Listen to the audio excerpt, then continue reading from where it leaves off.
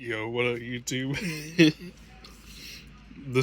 I'm gonna teach y'all how to build a computer, right? So, like, we got this thing right here, and it does that.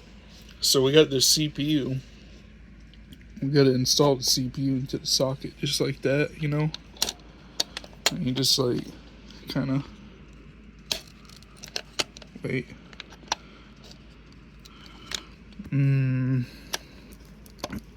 Yeah, it's a little hard to install, but once you get it, it's like,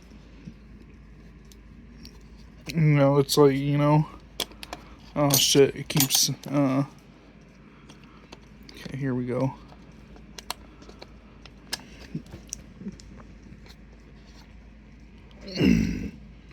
Okay, now it's working now.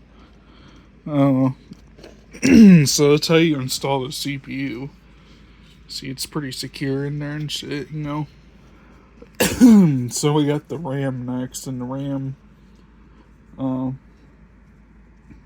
think this is the RAM slot right here. So we're gonna put it in there, just like that. Boom, there we go. We need a heat sink, so